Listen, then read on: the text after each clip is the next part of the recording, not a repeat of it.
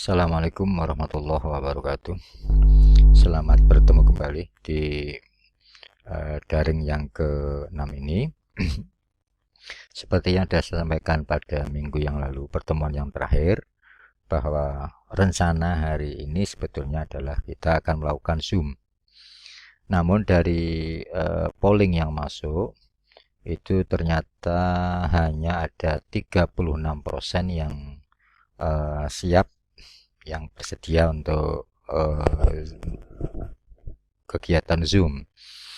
Selainnya itu sebagian besar tidak siap, sehingga pada kesempatan pagi hari ini akan saya gunakan untuk menjelaskan materi khususnya untuk pertanyaan dari tugas yang sudah saya sampaikan pada pertemuan sebelumnya, yaitu khusus untuk pertanyaan nomor 3 dan nomor 4.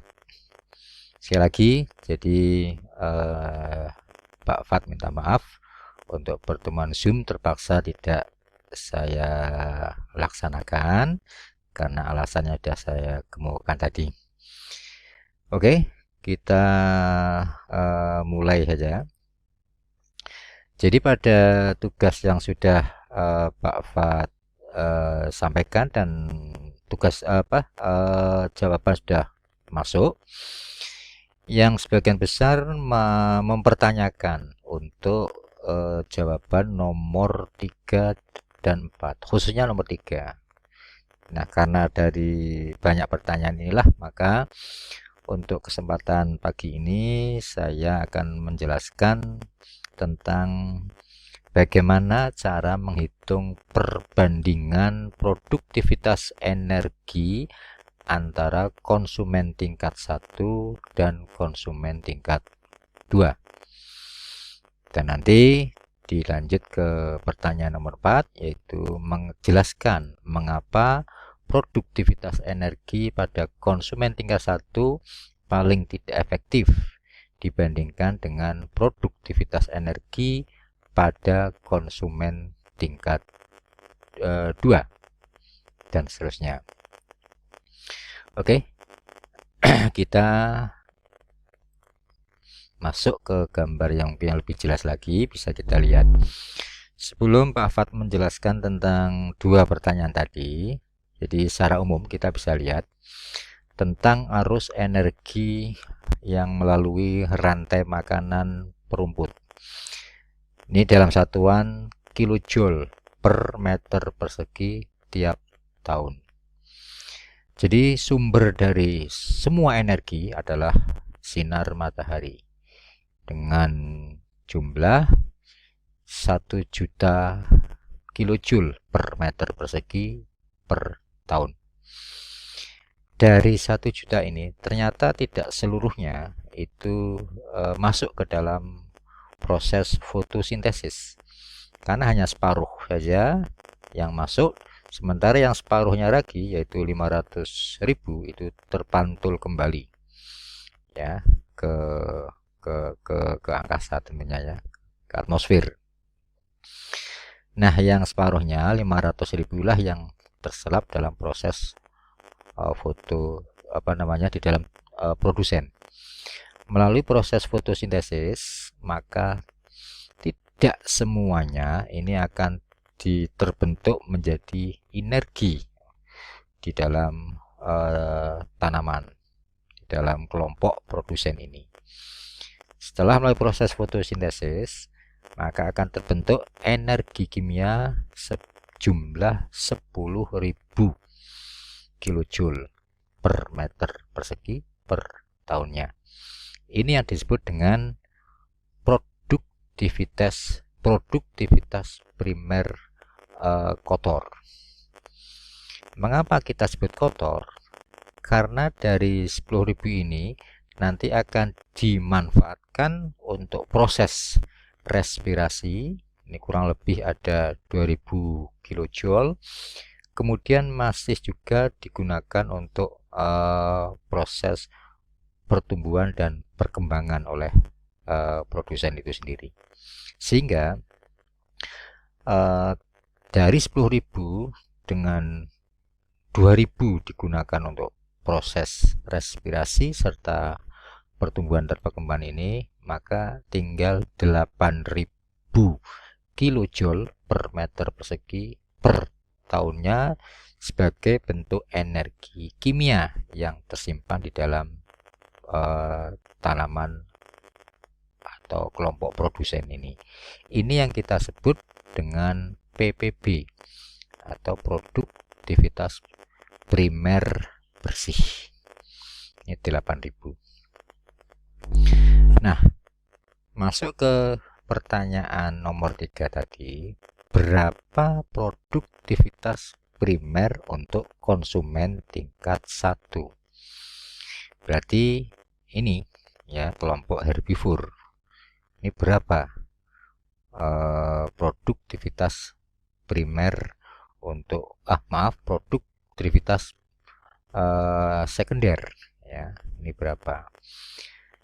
Ini mudah saja untuk menghitungnya. Jadi caranya adalah dari 8000 energi kimia yang tersedia, itu ada berapa yang diserap atau yang masuk ke dalam kelompok konsumen tingkat 1 ini atau herbivore ini. Kita lihat ada berapa ini? 800. Jadi hanya ada 800 kilojoule. Kalau begitu berarti berapa persen produktivitas sekunder untuk konsumen tingkat 1 ini? Bisa kita hitung dari sini bahwa dari 8000 energi kimia ya, yang tersedia di dalam kelompok produsen, itu hanya diserap oleh kelompok konsumen tingkat 1 itu hanya 800 kilojoule ya, 800 kilojoule. Jadi hanya 800 dari 8000. Berarti kalau begitu ini yang terserap adalah sebanyak berapa persen? Di 800 dari 8000 ini hanya 10% saja. Jadi 10%. Itu produktivitas sekunder ya, produktivitas sekunder pada konsumen tingkat 1. Sementara berapa untuk konsumen tingkat 2? Nah, sama di sini untuk konsumen tingkat 2-nya, produktivitas energinya adalah dari 800 yang tersedia di konsumen tingkat 1, itu yang bisa terserap oleh konsumen tingkat 2 berapa di situ? Ada 160. Ada 160. Ini berarti ketemunya adalah berapa persen? Hanya 20% saja. Ini jadi sederhana sekali kan. Jadi untuk menghitung berapa produktivitas energi yang ada di konsumen tingkat 1 di sini dan yang ada di konsumen tingkat 2 ya. Ya, ini di konsumen tingkat 1. Ini konsumen tingkat 2. 10% dan 20%. Itu. Sementara untuk pertanyaan yang nomor 5. Jadi yang nomor 5 bisa kita lihat, jelaskan mengapa produktivitas energi pada konsumen tingkat 1 paling tidak efektif dibandingkan produktivitas energi pada konsumen tingkat 2. Nah, ini bisa kita lihat dari hitungan tadi ya. Jadi dari hitungan tadi ternyata produktivitas energi untuk konsumen tingkat 1 hanya 10%. Ini separuhnya dari produktivitas energi untuk konsumen tingkat 2. Berarti ini paling tidak efektif ya, hanya 10%. Nah, di pertanyaan nomor 5 itu intinya adalah yang dipertanyakan mengapa ya. Mengapa di sini lebih kecil daripada di konsumen tingkat 1 ini jauh lebih kecil, ini separuhnya dibandingkan dengan di konsumen tingkat 2 di sini. Nah, ini mengapa? Itu di pertanyaan nomor 5. Yang itu bisa kita lihat pada modul ya di alasan ini. Nah, ini ya, semuanya ya, baik produsen, konsumen tingkat 1, konsumen tingkat 2 itu bahwa energi itu berpindah dari satu trafik ke trafik berikutnya itu semakin berkurang, jadi semakin mengecil, Kenapa? Itu semuanya adalah karena melakukan proses metabolisme. Di sini dalam hal ini adalah respirasi. Jadi semuanya melakukan respirasi, ini jelas akan hilang ya untuk proses itu. Di samping itu untuk proses tumbuh dan berkembang. Nah, ini juga butuh energi. Ya, butuh energi. Nah, khusus untuk konsumen tingkat 1 ya, tambah ada alasan 3 ini, yaitu yang pertama bahwa tidak semua bagian tumbuhan itu dimakan oleh konsumen tingkat 1 atau herbivore. Ya, misalnya aja batang, akar, ini kan bagian yang tidak dimakan oleh konsumen tingkat 1. Yang kedua, tidak semua bagian tumbuhan itu bisa dicerna secara sempurna oleh konsumen tingkat 1. Ya. Kenapa? Ya, karena tidak memiliki enzim. Jadi tidak memiliki enzim. Misalnya untuk serat kasar, yaitu misalnya selulosa. Ini kan memang sulit untuk dicerna.